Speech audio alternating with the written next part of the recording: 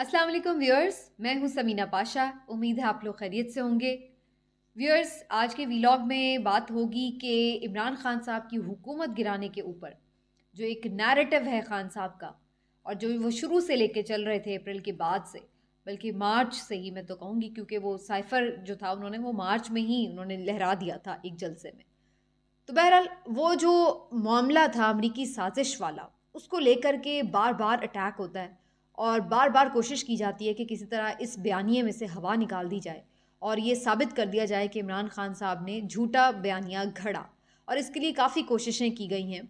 वो क्या थी, और असल में अब जो इमरान खान साहब ने वॉइस ऑफ अमेरिका के इंटरव्यू में बात की है अमरीकी साजिश से मुतल्लिक और जनरल बाजवा साहब के किरदार से मुतल्लिक, वो उन्होंने कहा क्या, उसको कैसे इंटरप्रेट किया जा रहा है और उसमें कितना सच और कितना झूठ है, आज तफसील से इस व्लॉग में बात करेंगे। और आखिर में आपको ये भी बताऊंगी क्या कि जनरल फैज़ भी इन तमाम साजिशों में बराबर के शरीक थे, उनकी क्या साजिश थी और वो किधर गेम चला रहे थे, इसके बारे में भी आपको बताएंगे आज ही के व्लॉग में। लेकिन पहले आपसे रिक्वेस्ट ये कि चैनल को कर लें सब्सक्राइब और वीडियो को लाइक और शेयर भी किया करें, और इसके साथ साथ अपने दोस्तों, रिश्तेदारों और अहबाब में इस चैनल से मुतालिक बताएं भी।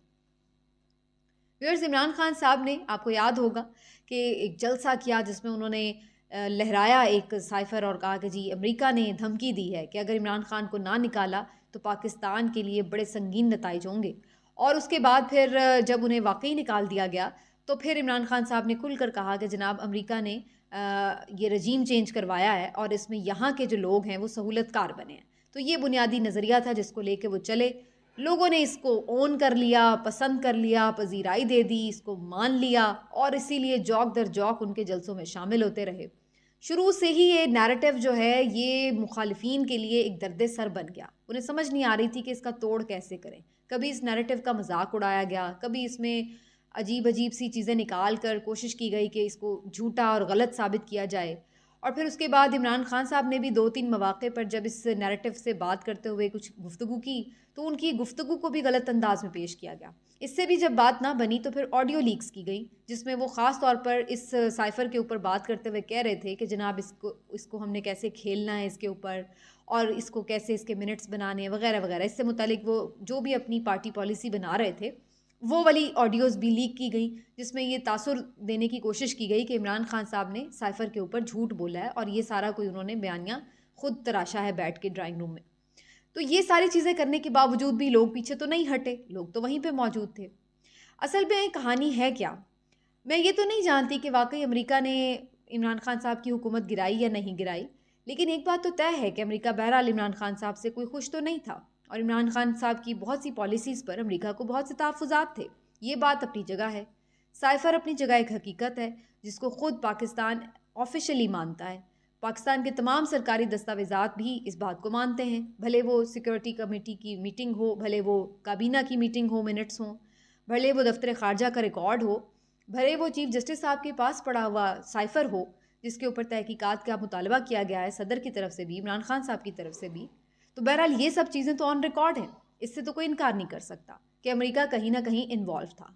अब जो बात में अगर कोई तब्दीली है या अगर कोई इबहम है या अगर कोई ऐसी चीज़ है, लूप होल है, वो क्या है? वो इतना है कि इमरान खान साहब पहले बाजवा साहब के ऊपर डायरेक्टली इल्ज़ाम नहीं लगा रहे थे जब तक कि वो आर्मी चीफ थे। उसकी दो वजूहत थी। एक तो ये कि डायरेक्टली आर्मी चीफ पे इल्ज़ाम लगाते तो वो भी अपने आप को नवाज शरीफ साहब की सफ़ में खड़ा कर लेते, जैसे नवाज शरीफ साहब ने गुजरांवाला जलसे में किया। लेकिन फ़र्क ये था कि नवाज शरीफ साहब ने भी डायरेक्टली इल्ज़ाम उस वक्त लगाया था जब वो लंदन जा चुके थे। पाकिस्तान में रहते हुए नवाज शरीफ साहब में भी ये हिम्मत नहीं थी कि जनरल बाजवा का नाम यूँ सरेआम लेते। ये हमारे यहाँ की एक बदकिस्मती कह लें या जो भी है, लेकिन एक हकीकत है कि जब कोई आर्मी चीफ बरसरे इक़्तिदार है, बल्कि यूँ कहा जाए अपने ओहदे पर है, तो उस वक्त तक उसको डायरेक्टली आप इस तरह से तनकीद का निशाना नहीं बना सकते। आपके ऊपर केसेस भी बन जाते हैं, आज़म सवाती का हाल आप देख लें, या और आपके साथ इंतकामी कार्रवाइयाँ हो सकती हैं, आपको उठवा भी लिया जा सकता है, शुमाली इलाका जात की सैर भी हो सकती है, काफ़ी कुछ हो सकता है। तो जब तक कोई ओहदे पर मौजूद है तो हर कोई उसके बारे में मोहतात रहता है, तो खान साहब भी मोहतात थे।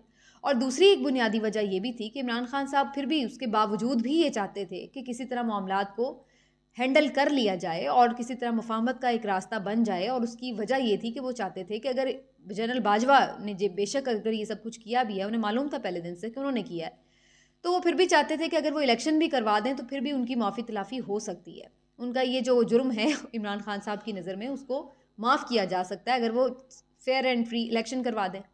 लेकिन ऐसा भी जनरल बाजवा ने जब ना किया और उसके बाद फिर वो ओहदे से सुबकदोश भी हो गए, तो फिर उसके बाद इमरान खान साहब ने खुलकर उनका नाम भी लेना शुरू किया और उन्हें ज़िम्मेदार भी ठहराया।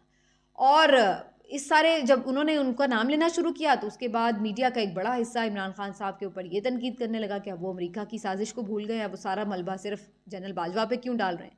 वॉइस ऑफ अमेरिका के हालिया इंटरव्यू में इमरान खान साहब ने बताया है कि बेसिकली साजिश में ये सब किरदार मौजूद थे। इमरान खान साहब का जो दिमाग है जिसमें उन्होंने ये सारी बात को जिस तरह से कैलकुलेट किया है, उनके नज़दीक जनरल बाजवा, अमेरिका का ईमा और ये जो मकामी हमारे सियासतदान हैं, मीडिया का एक बड़ा हिस्सा, ये सब मिलकर इन्होंने एक ये पूरा रजीम चेंज ऑपरेशन किया है और ये सब का कुछ ना कुछ इसमें किरदार है, जिसमें सबसे ज़्यादा बड़ा किरदार इमरान खान साहब जनरल बाजवा का समझते हैं। लेकिन पहले ये बात यूँ महसूस होती थी कि जैसे अमेरिका ने हुक्म दिया और जनरल बाजवा ने अमेरिका के हुक्म के मुताबिक रजीम चेंज कर दिया।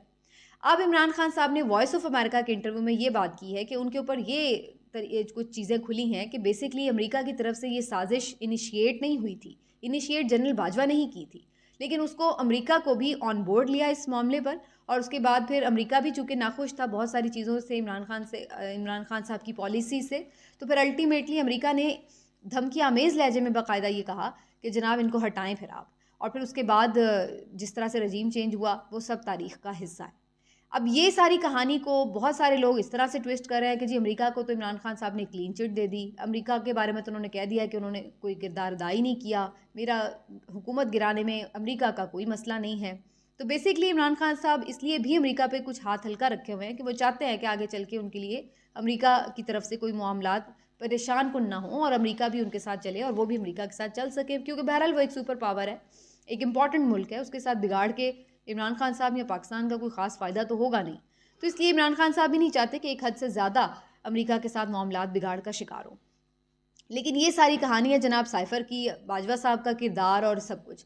अब इसमें कितना सच है, कितना झूठ है या कितनी मुबालगा आराई है वो आप खुद जानते हैं। लेकिन मेरा मसला सिर्फ ये नहीं है। अगर ये कोई ये समझता है कि जनाब इमरान खान साहब का नैरेटिव बस इतना ही था कि अमेरिका ने हुकूमत गिराई और अगर किसी तरह ये बात साबित हो जाए कि अमेरिका ने हुकूमत नहीं गिराई तो इमरान खान साहब का बयानिया ठूस हो जाएगा या उनकी मकबूलियत ख़त्म हो जाएगी, तो ये उसकी भूल है। उसकी बुनियादी वजह ये है कि इमरान खान साहब का बयानिया सिर्फ इतना ही नहीं था, बल्कि उनके बयानिए में ये चीज़ भी शामिल है कि ये जो मकामी इस वक्त हुकूमत है, मकामी पॉलिटिशियंस पर मुश्तमिल, ये हुकूमत क्यों आई, ये अपने नैब केसेस ख़त्म कराने आई। तो ये बात तो सच साबित हो गई। ये भी इमरान खान साहब का नैरेटिव का हिस्सा था कि इलेक्शन कमीशन इनके साथ मिला हुआ है और वो बार बार ये साबित करने पर तुला हुआ है। इसी तरह से इमरान खान साहब के बयानिए में ये भी चीज़ शामिल थी कि अगर ये लोग हुकूमत में रहे तो मईशत बिल्कुल ज़मी बोस हो जाएगी और ये भी हमने होता हुआ देखा है। पाकिस्तान बिल्कुल इस वक्त डिफ़ॉल्ट के धाने पर बैठा हुआ है। तो इमरान खान साहब का नैरेटिव सिर्फ इस हद तक नहीं था कि उन्होंने ये कहा कि जनाब अमेरिका ने मेरी हुकूमत गिरा दी, बल्कि उसमें बहुत सारे और लवाजमात थे। अगर इस नैरेटिव को एक तरफ रख भी दें कि हुकूमत किसने गिराई, तो बहरहाल ये बात तो तय है कि उनकी तमाम बातें सच साबित हो रही हैं। तो इसलिए अगर कोई ये समझ रहा है कि इमरान खान साहब के इस नैरेटिव को झूठा साबित करके मकबूलियत कम कर लेगा, तो ये उसकी भूल है। इसमें ज़्यादा तड़का इस हुकूमत की नाक़िस परफॉर्मेंस भी लगा रही है। जो इन्होंने हाल कर दिया मईशत का और जो इन्होंने सारा अपना केसेस माफ़ करवा के अपने जो चेहरे अयां किए हैं लोगों के सामने, तो उसके बाद अगर कोई ये समझे कि इमरान खान की मकबूलियत कम हो जाएगी, तो ये उसकी भूल ही हो सकती है। लेकिन आखिर में मैं ये ज़रूर बता दूं कि इमरान खान साहब भी लोगों को पहचानने में शायद काफ़ी गलती करते हैं और अब ये बात बड़े आराम से खुलेआम मान भी लेते हैं। जनरल फैज़ के बारे में भी उन्होंने मुख्तलिफ मौक़ों पर ये बात की ही कि जब उन्होंने जनरल फैज़ को चेंज किया DGISI के तौर पर जनरल बाजवा ने, तो उन्हें तभी अंदाज़ा हो गया था कि अब उनकी हुकूमत नहीं बचेगी। इसका वजह ये भी थी कि इमरान खान साहब भी समझते थे कि जनरल फैज़ शायद उनके साथ लॉयल हैं और इमरान खान साहब उनके होते हुए इस बात को शायद इसका इम्कान कम समझते थे कि उनकी हुकूमत चेंज हो सके। लेकिन बाद में जो चीज़ें सामने आ रही हैं उसके मुताबिक तो जनरल फैज़ भी लग रहा है कि बाकायदा जनरल बाजवा के साथ ऑन बोर्ड थे और जो कुछ भी होता रहा, जो कुछ भी मुलाकातें होती रहीं, जो भी मामला डीलें तय होती रहीं, उसमें जनरल फैज़ का एक अहम किरदार था। ऐसा नहीं था कि वो बिल्कुल लाताल्लुक़ बैठे हुए थे। और सबसे हैरानकुन बात तो मुझे ये पता चली है कि जनरल फैज़ आखिरी दिनों में तो नवाज शरीफ साहब के साथ डायरेक्टली इन कॉन्टैक्ट थे और उन्हें अपने आर्मी चीफ बनाने के लिए लॉबिंग भी कर रहे थे। सीनियरिटी लिस्ट में उनका नाम भी था और उन्होंने नवाज शरीफ साहब को मुकम्मल हिमायत का यकीन भी दिलाया और उनसे ये भी कहा कि आप उनको जो है आर्मी चीफ बना दें। लेकिन फिर जनरल आसिम मुनीर साहब को नवाज शरीफ साहब ने आर्मी चीफ बनवा दिया और जनरल फैज़ हमीद साहब का पत्ता कट गया। तो यहाँ पर कवाकिब कुछ और नज़र आते हैं कुछ वाली सिचुएशन है। अगर खान साहब ये समझ रहे थे कि जनरल फैज़ हमीद साहब मुकम्मल तौर पर उनके साथ हैं, तो शायद इस बार इसमें भी उन्हें कोई गलत फहमी हुई है। मिलते हैं अगले वीलॉग में, अपना ख्याल रखिए। अल्लाह हाफ़िज़।